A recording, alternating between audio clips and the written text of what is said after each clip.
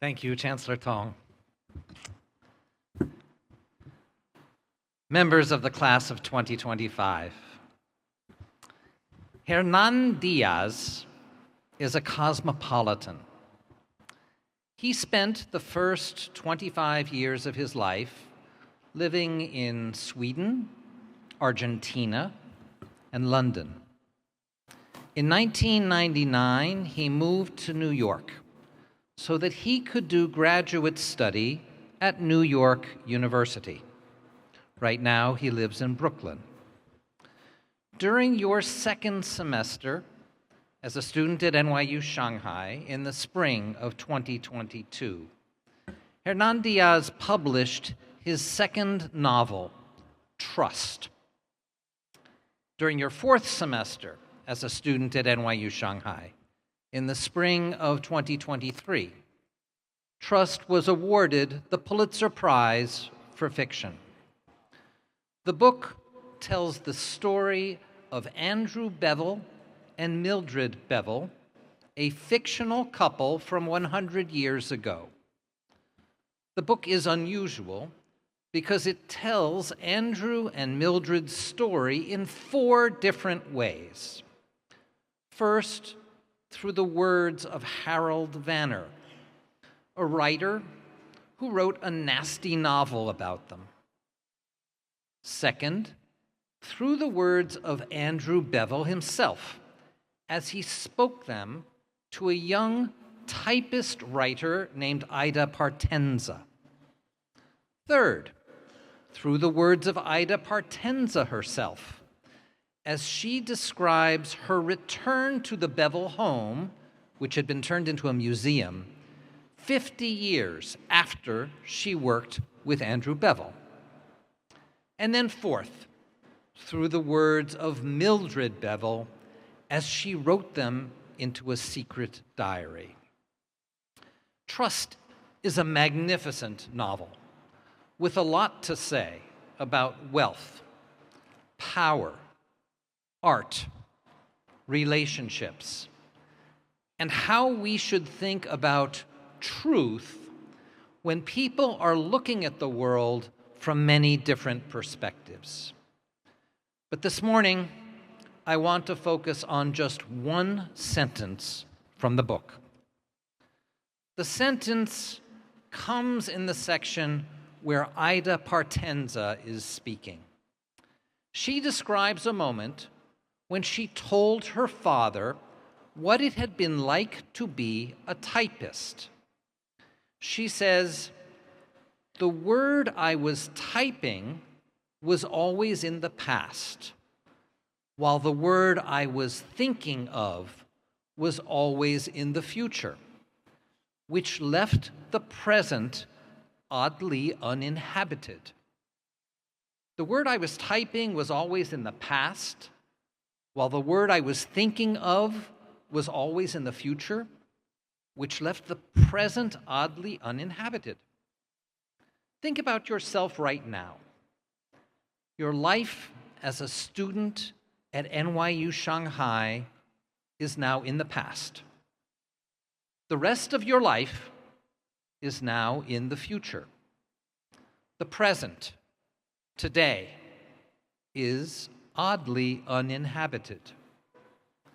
The present is always a bridge between past and future.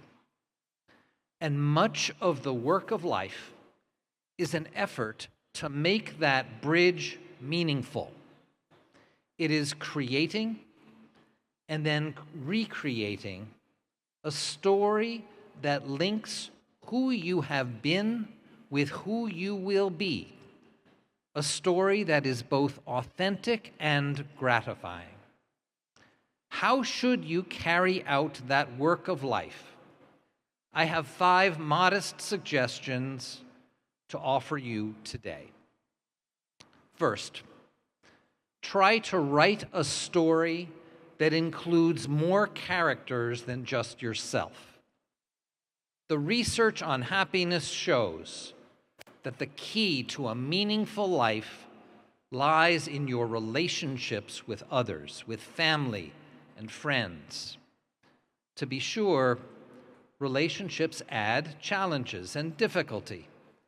But at the end of the day, people are meant to live social lives. Second, try to write a story that has several subplots. If you focus on doing just one thing, you might do that one thing better than if you are doing several different kinds of things, but you probably won't. And you will definitely be a boring person. Third, try to write a story that is set in more than one location. Your experience at NYU Shanghai pushed you to live in 2 or 3 of the world's great cities. You know how stimulating it is to implant yourself in a new place. Make sure you keep experiencing that kind of stimulation. Fourth, write a story that is partly a comedy. Don't take yourself too seriously. And understand that the essence of great comedy is surprise. I promise you that your life will include many, many surprises. Be ready for them. And be ready to find the humor in those surprises, especially in those surprises that are disappointing, because inevitably disappointments will come.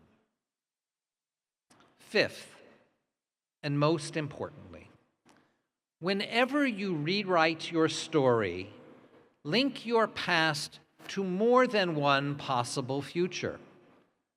Don't try to create a rigid life plan that will go from A to B to C to D. Instead, understand that there is no way to be confident about what your life will be in 10 years. Think about how you might spend your next 2 or 3 years well, and then in 2 or 3 years, plan to do it again. If you continuously rewrite your story with those 5 suggestions in mind, you will notice something surprising.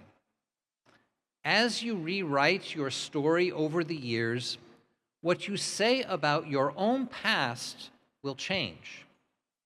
At the age of 22, you will write one thing about what it was like when you were 10 years old. When you rewrite your story at the age of 32, you will say something different about what it was like when you were 10. And when you rewrite your story again at the age of 42, your understanding of your own childhood will have changed once more. Life will keep bringing you new insights into your own past. Relish those insights. Be grateful for them. Members of the NYU Shanghai class of 25, as you embark on lives of worth and purpose, lives of service to a world that desperately needs you, let me conclude by offering a few hopes that we, your teachers, hold for you. May you enjoy the special pleasures of craft, the private satisfaction of doing a task as well as it can be done.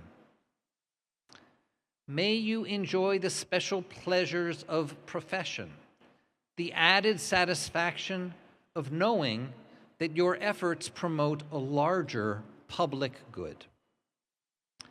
May you be blessed with good luck and also with the wisdom to appreciate when you have been lucky rather than skillful. May you find ways to help others under circumstances where they cannot possibly know that you have done so. May you be patient and gentle and tolerant without becoming smug, self-satisfied, or arrogant. May you always be able to confess ignorance, doubt, vulnerability, and uncertainty. May you build long and loving relationships with people whom you respect and trust. May you be an author who writes and rewrites a satisfying story that connects your past to your future in authentic and gratifying ways. May you know enough bad weather that you never take sunshine for granted, and enough good weather that your faith in the coming of spring is never shaken.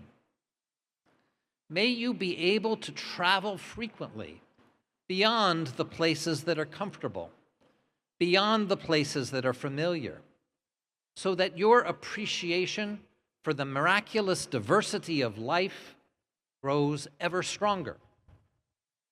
And may your steps lead you often back to Shanghai, back to Pudong, back to the New Bund. For you will always be members of the NYU Shanghai family, and we will always be happy to welcome you home. We are Shanghai.